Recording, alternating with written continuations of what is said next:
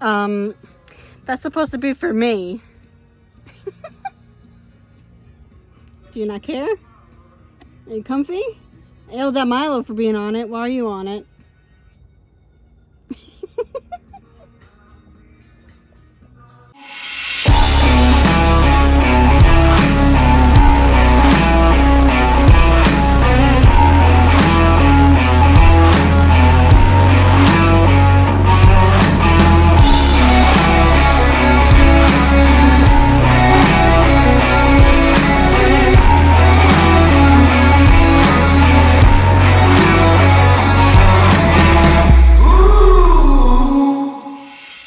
Good morning, guys. Welcome back to my vlog. As you can see in today's video, we're going to be starting it off by cooking outside. It's a little warm, but it's not too bad. So I got toast right now, and then I got potatoes with onion right there. Put that on there to help cook it a little quicker. So yesterday I did some things in the RV. I'll show you guys what I did. As soon as I'm done eating breakfast here.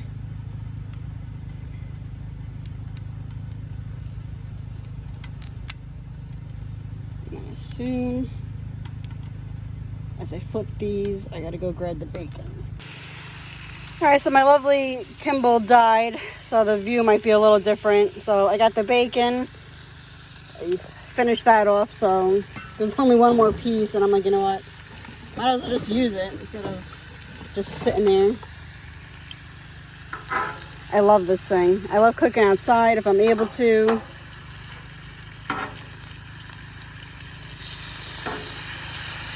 You do have to maintain this, just like a cast iron. I use cast iron soap and oil every time I finish cooking. If I know I'm gonna cook like right away, like right after, I won't really go like thoroughly clean it. I'll wipe it down. But if I'm not gonna touch this till later on, I clean it because I don't need to attract any bugs either.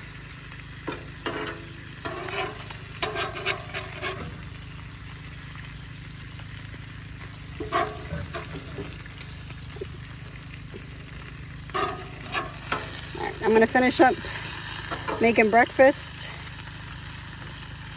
and then once I get inside, I'll show you guys what I did. I thought putting the rug here would look better. Cheese wrapper I gotta pick up. I don't know if I blow it off. I don't even think that's gonna make it.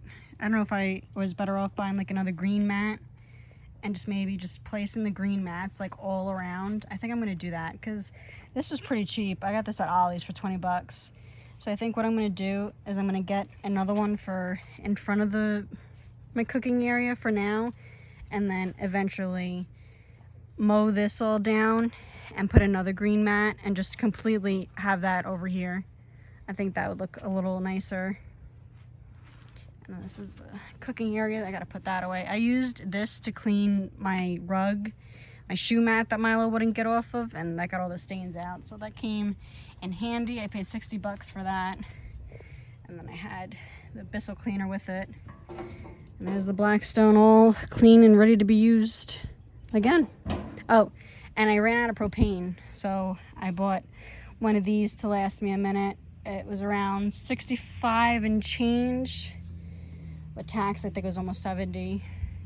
But I use this whenever I can, so it's worth it just paying for that bigger one. And then it's cheap to just fill it back up whenever we had to fill it up in the RV. It's Milo, leave him alone. It's about 13 bucks or so. You done, Milo? Done. I was looking up to no good. Something else I want to mention before I forget, a little thing that I did. Turn this light on. All right. So water is your biggest thing that you have to worry about in here. So what I did was we put up a little divider, the water stopper, I guess you can call it. I don't know why my house is all so dirty. I just cleaned it, so don't mind the dirt. So yeah, so it goes, you can cut it, and there's 3M tape on the bottom, and I have to caulk on this side. The other side's fine. It's completely pushed up against the wall. But just be careful you don't trip over that. Because that would suck. So if you're going to be renting it out or for your own use, make sure you write that down or let them know that you put that there so they don't trip over that. Because when your big toe catches that, you don't want to go flying into this cabinet. I also don't know if I showed you guys this, but I upgraded my shower head. It's pretty in pink. Let me move you guys over to see it. But there she is. Has a whole bunch of different settings. And it came with the hose. When I purchased it on Amazon, it said that it didn't come with the hose, but it came with it. I think it was around 20 to 30 bucks, I think. If you're connected to power, like if you have sewer, I recommend that. If you don't use that, because it doesn't have a stopper for you for like when you're showering and you're limited on water or to be able to dump. Usually we'll stop the water while we're lathering up and then turn it back on. Like, you can't do that with this one. It'll just be continuously running. And keep in mind too that your heat for the propane for the shower, you're gonna run out of hot water pretty quick too. So I did keep the original one that comes with the camper, but I also purchased that for if they're not boondocking. I'll keep that in there. But if they are gonna like boondock and not be connected to sewer or electric or anything, then I'll swap the other one out for them to use. Before this vlog gets any longer than it probably already is, I was asked to I was asked to talk about stress while living on the road. And unfortunately, it's never going to go away. Stress is a big thing it's not a conventional lifestyle. It's definitely different than what some people agree is normal. It's stressful because you have to worry about where you're going to park for the night, the area that you're going into, is it safe, breakdowns, common issues. So when I first started out in 2017, I stayed in the general area of where I lived. That way I knew where I could sleep safely at night, where I could hang out during the day and not get bothered. I didn't have the luxuries that I have now. So I just want to make that clear. I started out in a fifth wheel for, 6 months or so, got tired of that, moved into a conversion van for $700 with no reverse, and then we jumped into like a whole bunch of other different things. We lived on the road doing RV transporting for a good amount of years, and then we got the shuttle bus, and then we upgraded to the Class C, I think a year or two ago. I believe not too long ago, we hit the anniversary on when we bought the Class C. And then, now I have this. I want to also point out that we work hard for what we have. Nothing is handed to us. I'm only mentioning that because we've had comments where it seems people think that we don't work for what we have. So yeah, we do, just so you know. We're not e-begging or anything. We're actually working for what we have. All right, so stress is always going to be there, unfortunately. And money, social media, it's pretty much what gets me worked up. A lot of fear-mongering is on the internet, and that messes with me as well, because people are like, everybody kept telling me that I couldn't camp in Pigeon Forge. I mean, literally, so many people. Like, someone posted up on one of these women groups that I'm in, and they're like, oh, Pigeon Forge is destroyed, you can't come here. And I already paid over $200 to camp there. And I double checked with them. I said, wait, I was like, Pigeon Forge really is messed up. And then in my head, I'm like, wait a minute.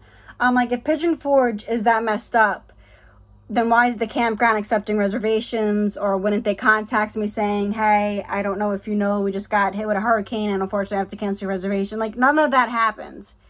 And then I went onto TikTok, and of course now Pigeon Forge was popping up all over TikTok, and it was busy. There was nothing wrong with it. So be careful, because people tried. I'm not saying she was lying. Maybe the area she was in got hit, but the area that I was in, it was perfectly fine. So I was all worked up about that, because, it's a lot of money. It was with gas and everything, having to go down there. It's multiple things you have to worry about so when you want to travel somewhere. It's the road conditions, it's the gas, it's if anything goes on your vehicle, whether you're in a car, truck, van, RV, whatever it is, something is always going to eventually go. But luckily we got there perfectly fine. Obviously we got there okay. Gas was around $600 and something from Jersey to Tennessee. So, keep in mind that this lifestyle is not cheap. Our biggest one that we did was when we did South Carolina over to Quartzsite. That was a lot of money. And I know a lot of people are excited to go to Quartzsite. That's like all that's all over YouTube right now. But please travel within your means. The reason why I'm bringing this up is because we're talking about stress. And knock on wood, God forbid, you're going there with a little amount of money you have. You don't want to get stranded in a state that you've never been to or don't even know the area, don't know anybody.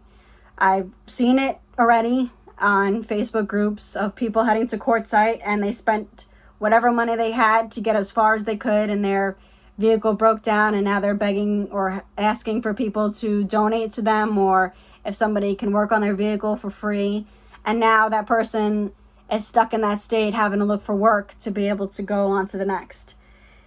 If that happens to you, I recommend doing DoorDash or Uber Eats. You're not going to get rich quick, but if you don't have a dog, it's something for you to, accumulate to bring money in, and at least you could travel while doing it. I have a friend that went all the way from Michigan down to Florida, and we met her down in Florida, and she said she did DoorDash the whole time, and it took her 2 weeks, I think. So if you're patient and you save up your money, you could do DoorDash or Uber Eats. Just, travel within your means, spend within your means.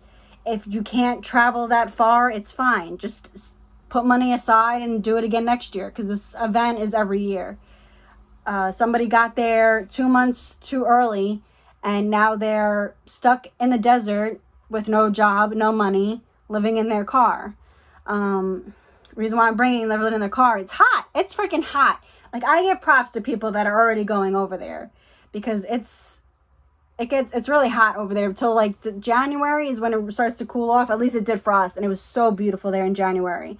And then that's when the places start hiring, and then you could try to get a job, but you have to, don't be so set that you're definitely going to get a job, no matter what area you go into, because that area gets a lot of people. So now it's a lot of people a lot of nomads looking for a job to recoup their money, back up for what they just spent traveling all the way over there. Even though Sean and I are comfortable where we're at, we still look at the prices for everything. We're like, oh, okay, it's going to cost this much in gas. Do we really want to spend that much? And we talked about going to Quartzsite again, and we don't think we're going to this year. Don't get me wrong, I loved it. I absolutely love the people. I love the drum circle. I got to pet a camel, different walks of life. There's hippies. Nobody judges you and what you live in, what you're wearing. We're all just there just to be there, to enjoy each other's company, which I absolutely love. It's the vibe is so much different over there than it is over here. But it's a lot in gas. It was $2,000 alone just in gas. And that doesn't include when we get back, if we need new tires, if we need to do a wheel alignment or anything else.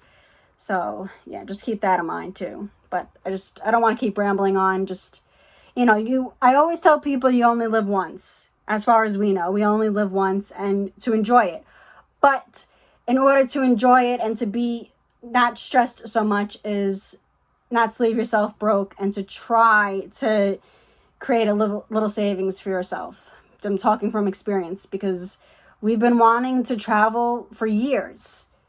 And if you've been following us on our other channel, you'll even see it, that when we first started years ago, I don't even know how long ago, almost 10 years maybe, not even, I don't think that much, 6 or 7 years ago, we wanted to do this lifestyle so bad. Your time will come. Just don't rush it, and do it when you're financially able to. All right, that's it. That's all I wanted to say. That's it. I hope that kind of helped you out. Another thing that I do to de-stress is I'll meditate. I like doing it laying down, and I put my headphones on. I do guided, and she just tells you like when to breathe in, when to breathe out. how to release the stress from your chest, your back, because I hold all my stress in my back, so that's why I have like so much back pain. And when I lift and stuff, I always use my muscles in my back. I never use the muscles in my arms or anything like that, so I don't know why, but that I've just been always like that. And then also, if you're not into meditation, I will separate myself. If I'm really worked up and nothing is like helping and I'm not in the freaking mood to do meditation and laying down, I'll separate myself from Sean and the dogs. And I'll either, now that I have this, I can come in here. But if you're overwhelmed and you're, say you're at, trying to think, say you're at a park and you're just so worked up with your car build, your van build, this isn't working, it's too tight in here, it's uncomfortable, you're sweating at night, you're not getting a good night's sleep, walk away.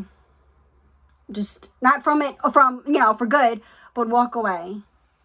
Just separate yourself from it, because if you're near it, you're not going to calm down. You're going to keep looking at it and it's going to keep bothering you.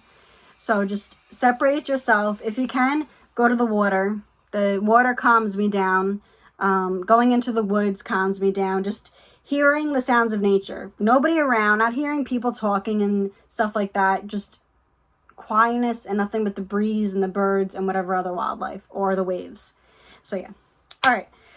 I can't show you what I want to show you yet, so I'll catch back in with you guys later on tonight to show you what other upgrade I did, and then I'll end the vlog there. But I hope you guys are enjoying my videos so far, and I'm at 91 subscribers. That's crazy, 91.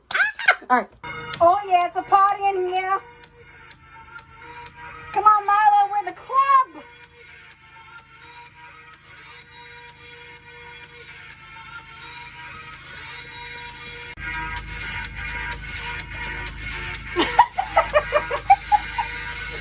Alright, jam session's over.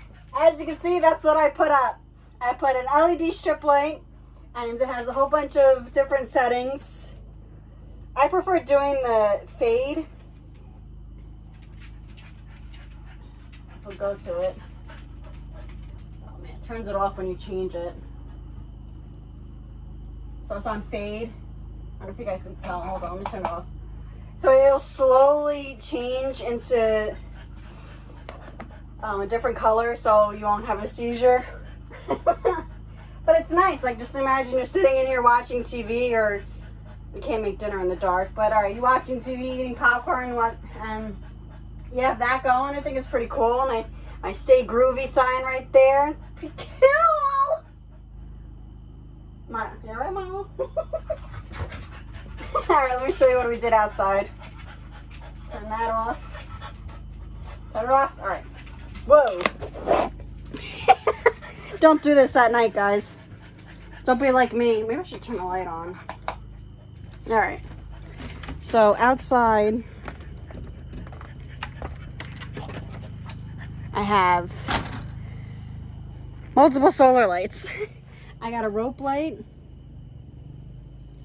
off of Amazon. There's different settings as well for this, but this is pretty much how bright it gets.